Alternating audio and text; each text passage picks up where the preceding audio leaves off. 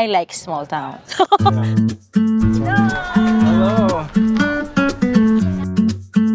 I like the place here. You guys live in Sundre? Oh, yes. We live in a peaceful community. Those who know and they love it. For like kind of almost a prairie town, you know, it's exquisite. Supporting local matters. Despite the relatively small population, we are able to do well because the community supports itself. And look at this. Do you mind if I get you to point here? Look how pretty this is. This is right in town. This is so beautiful. I'm Drew, and I'm a documentary filmmaker with a goal of visiting 25 towns in 2025. To get out and really explore the province and uncover the little gems, the small towns that are the heart of the province.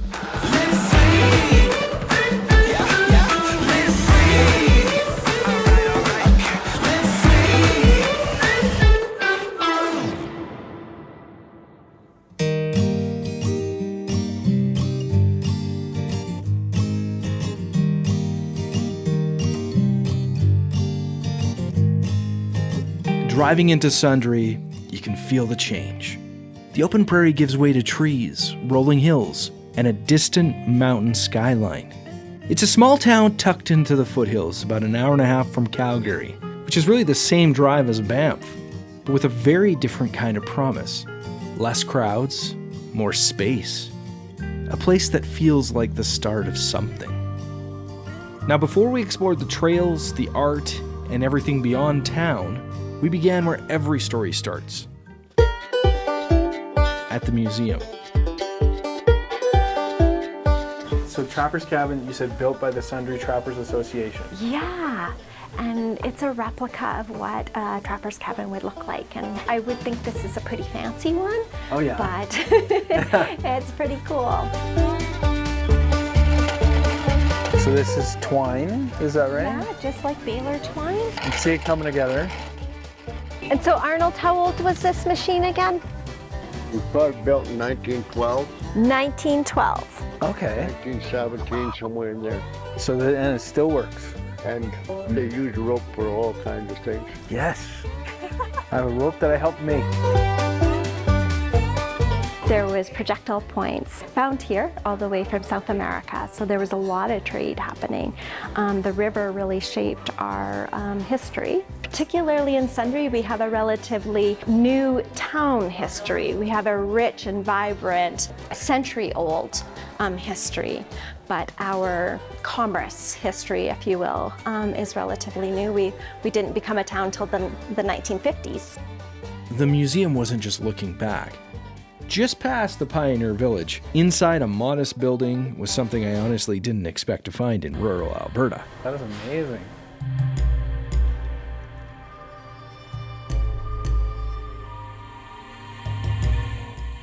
The World of Wildlife exists because of one man, Chester Malsness. He was a hunter and trapper who traveled the world, from Africa to Antarctica. So instead of keeping what he saw to himself, he brought those stories back to Sundre. This is magnificent. It's very impressive. This is magnificent. Out of all of this, what's your favorite my one? favorite. I get asked this a lot, and it's actually the bison.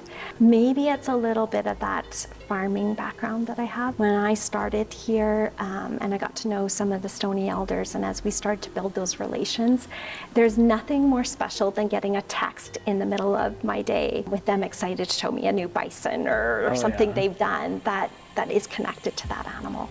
And when they come to do their programming, they always come in and check him out and make sure he's still here, I guess. I don't know. But you can see the significance of that animal to a culture and to a people and to a way of life. So now we pass through this cave into Africa? Yeah, a whole other continent, a whole other world.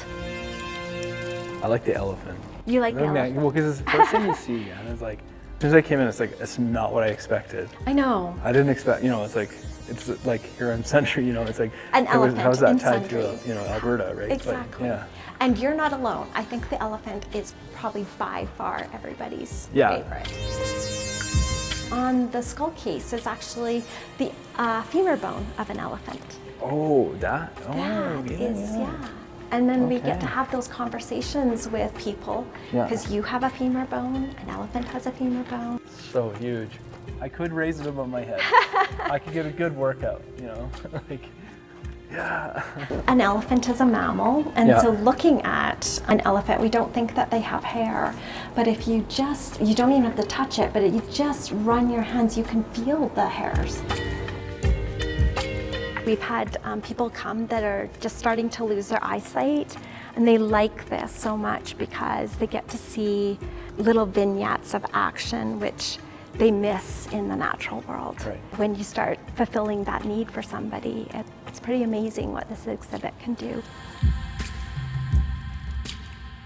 But culture isn't just about what's preserved behind glass. It's about who's living here now.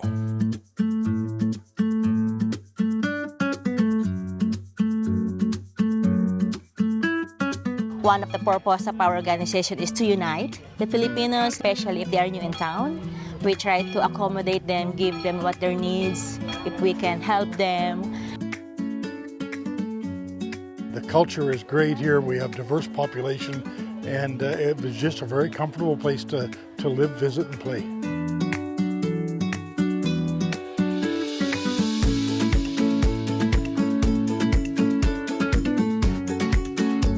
And I love Sundre.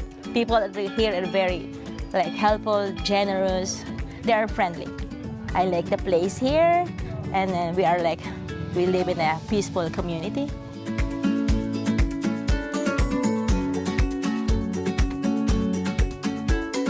You guys live in Sundre?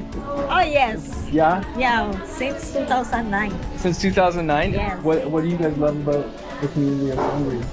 I like a small community, you know.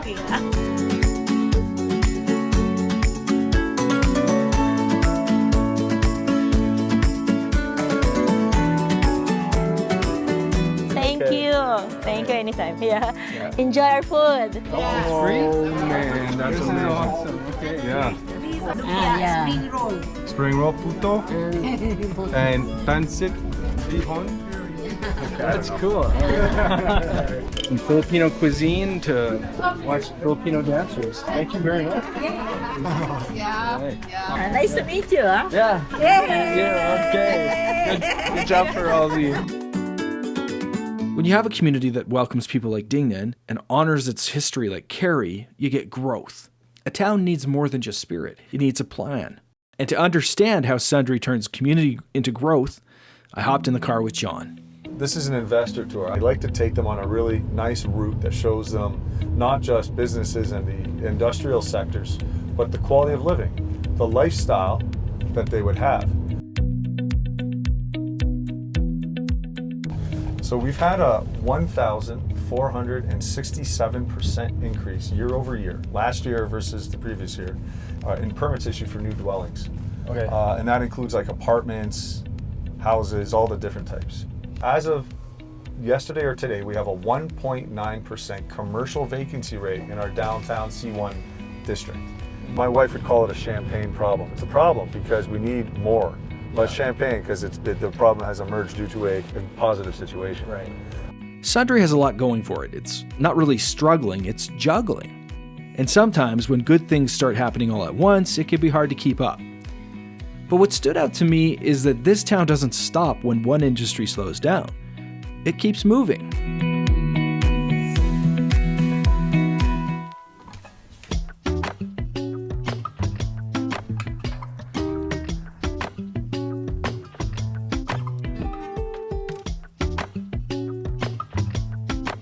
Yeah, this doesn't feel like a sleepy town.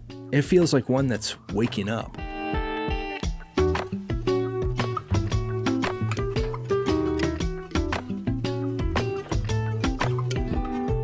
The Aquaplex is a volunteer-driven indoor pool and gym, and it is open 52 weeks a year with a 24-hour gym. So people can actually access the gym 24 hours a day, which in a small town is unbelievable to be able to have that kind of amenity. You know that I had having small kids and stuff, and then coming back here, like my kids are super happy. That's a good place to raise a family, and that's kind of what the biggest thing was for me to come back here. And then obviously career-wise, it kind of worked out as well, right? Carson's kids are happy. John's investors are happy. But why? Despite the relatively small population, we are able to do well because the community supports itself. It's such a close-knit community. Your first place is your home, your second place is your work, and your third place are those congregation spots where you can socialize. And so we are very much all about growing those third places in the outdoors, embracing our natural environment, but also in our urban setting here. We have plans moving forward. In fact, actually right now we're working on our area redevelopment plan for downtown, and those third places, placemaking in general is going to be a huge part of that. You shake that like a cucaracha. No, I'm serious. La cucaracha. Okay. La cucaracha. Do you hear that? Yeah. So this is called Sicer milk veg, and it's like grows everywhere. Right. La cucaracha. La cucaracha. No. It's all right. I'm putting it close to the mic here. Yeah. Oh yeah. La cucaracha. La cucaracha. La cucaracha. We're doing it. It's all right. Oh my God.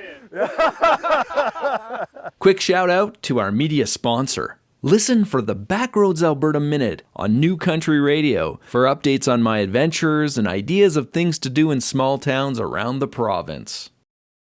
Very common to run into a moose or deer, that kind of thing. Oh, yeah? Yeah. In most of these towns, you drive to the mountains for adventure. And I mean, they have that. But in Sundre, there's a pass system that's built right into town. And it doesn't just happen by chance. It's a beautiful town with a beautiful trail system.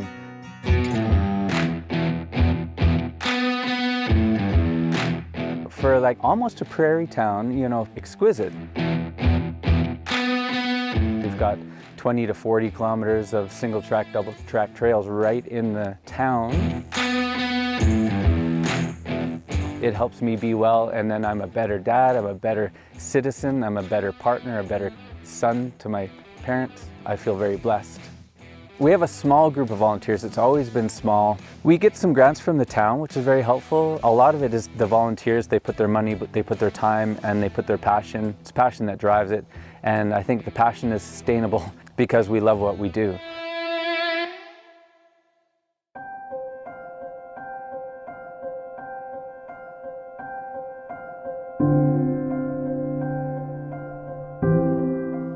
Paul's right. There's a specific kind of wellness that comes from having access to this kind of a landscape. But after a day full of exploring, I needed a rest. I checked into the Mountain View Inn and Suites.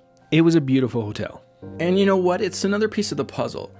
If you want to attract tourism, you'd need the infrastructure, the places, the mom and pop shops, the things that are in the town to support it. Supporting local matters. This town is all about local, as I was saying back there. It's one of the reasons also that we're able to do well. Coming from a bigger city, I take systems for granted. If I want to swim, I go to the rec center. If I want to hike, I go to the park. Things just happen. But here, it's different. Sundre doesn't have the big city tax base, but they have something more valuable. They have stewardship. They build the trails. They run the aquaplex. And because they build it themselves, they're more connected to it.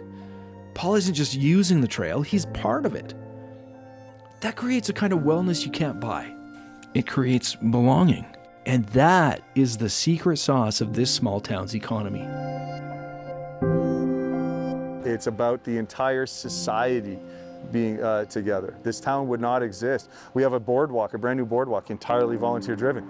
All the amenities in this town that allow us to compete with larger centers, that make us so attractive to economic investment by international people or people just locally from Alberta in the city coming here. It's all together, it's all of that. I mean, and look at this. Do you mind if I get you to point here? Look how pretty this is. This is right in town. This is so beautiful.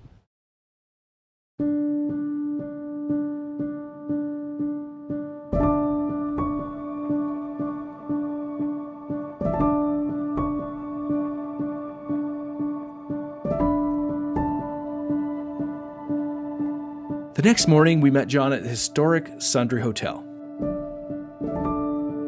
If yesterday was about the people who build the town, today is about the land that sustains them. The treasures hidden just on the outskirts.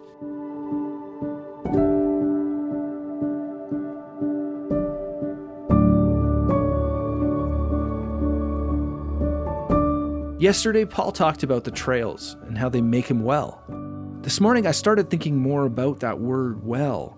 It's not just about fitness, it's more about health. It comes from knowing where you are and how to live in a place. I usually start just over, like once you get over the berm. And before we get started with the plants, we always leave a gift of tobacco, which I won't be doing today just because it's something that it's not something that we can do on camera. Okay. And then just go through and talk about some of the plants that we have around here. Great. Yeah.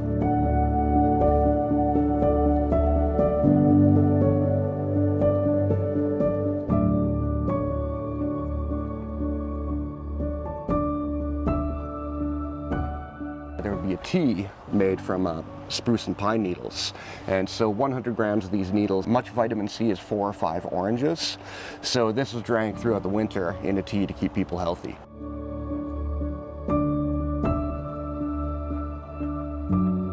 But like a lot of people will generally ask me, like, how do you think people figured that out? And there would be a few ways. So obviously there'd be trial and error. Another thing would be bears. So bears and humans share an identical internal physiology. Anything a bear can eat, a human can eat. And if you know that, and you enter a new area and you're not really familiar with the plant life, but you know that you can eat what a bear can eat, find a bear. What's it eating? And the third thing is a lot of people forget that we are animals that have instincts, and we just don't really pay attention to them anymore.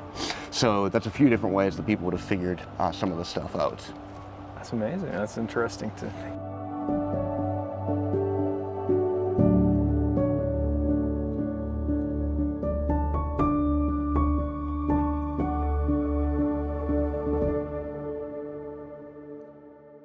So if somebody does want to book a medicine walk, how would they go about doing that? Just through our website, www.mahikan.ca. So that's MAHIKAN.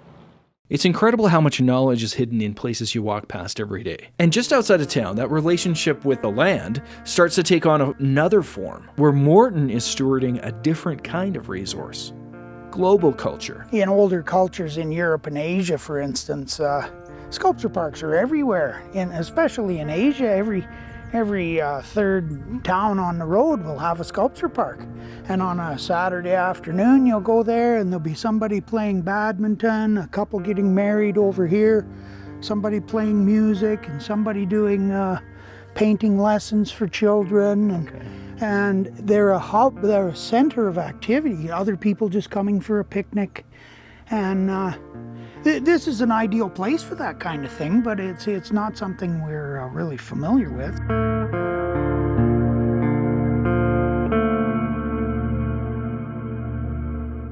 This piece here, a triptych by Vahe Tokmagin from Armenia, is titled Moods of the Sea. Okay. And it's quite a simple in interpretation. It's just that this sculpture represents 3 moods of the sea: turbulence, beauty, and peace. This one is by a young man from Iran, Mohammed Yazdi. And Mohammed's piece is called The Ancient One. His concept, of course, goats are important in the culture over there, for one thing. Now you've got this big billy goat with these exaggerated horns. He's just magnificent. And then the little guy, that's his son. And Mohammed said this sculpture is talking about dreaming and respect. So this may not actually be the way this goat is. Like, maybe goats don't even get that dramatic, but that's the way little boys see their son, or their father. So for the sake of this sculpture, this is the image of this dad. That's where the respect part comes in. The little boy's looking at his dad. He's so big and magnificent, just like everybody's dad, and he's dreaming of the future when he'll be the big guy. I really thought that the symposium process was a wonderful thing, right, in order for communities to acquire public art. And then I thought, well, I'll just do a few symposia to demonstrate what the result of a symposium program can be. It's amazing to see how something like this could exist in a place like Bergen. That old line, if you build it, they will come. Morton took that seriously. He built it, and now people come from all over.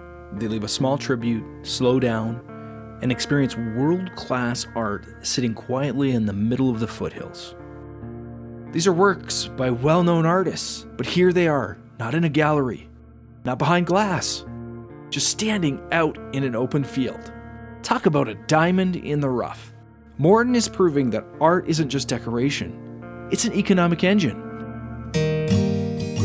From Bergen, we headed deeper into the West Country. We made a quick stop at Schatz Lake, a quaint lodge in the middle of the foothills with this breathtaking view. It's one of those places that makes you slow down and stay a little longer. And then we turned towards something that many people have heard about, but few truly understand. The wild horses of Sundre. People come from all over to see them, but I had no idea there was a problem or a need for rescue. That's why we ended up at the Wild Horses of Alberta Society. We are the only other option for them. We believe in what we're doing. We haven't changed a bit since day one. So a lot of them are the ones that are coming onto private property where we actually do the rescues and work with them here. And that's mainly because once they come on private property, they become your responsibility. And it's illegal to turn and chase them back out.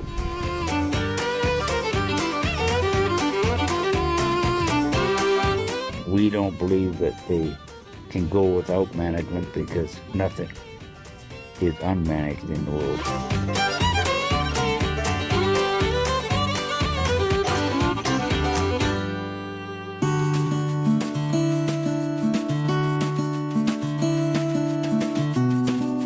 Jack and Mona are taking on the stewardship of these horses. But what they're really offering is wellness.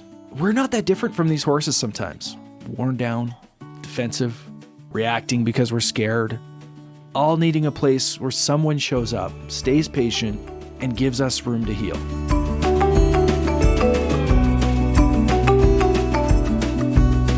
So this is King. He was brought in because he was beat up by 3 other studs. He was impaled by some sort of stick, had an infection when he came.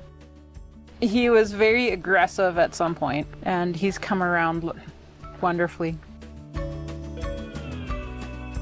And I've worked on and off all my 88 years with horses. And so when I was kind of forced to retire because they said I was too old to work anymore, I became a volunteer. And I've been a volunteer ever since. And then that's when we were already involved here. When we started taking in horses, it was because I could do it and I'm willing to do it. It's been a passion. I never ever dreamed that I would retire and then be able to carry on for this long doing something I love.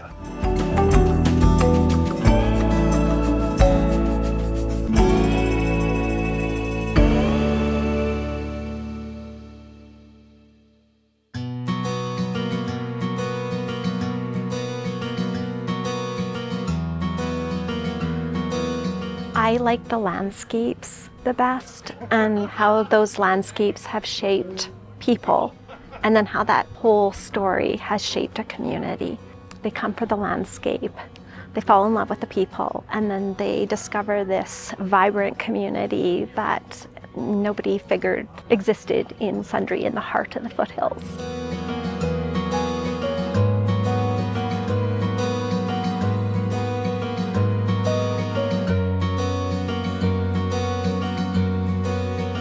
Sundre calls itself the gateway to the West Country. But after this weekend, I realized it's a gateway to something else. A place where stewardship, showing up, building the trail, managing the herd, it all leads to wellness. When you take care of your place takes care of you. That's why the investors are coming, that's why the families are staying, and that's why, even if you're just visiting, you leave feeling a little more whole.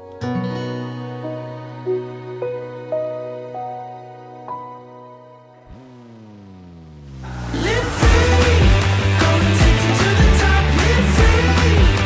the party never stops. We do it better, life is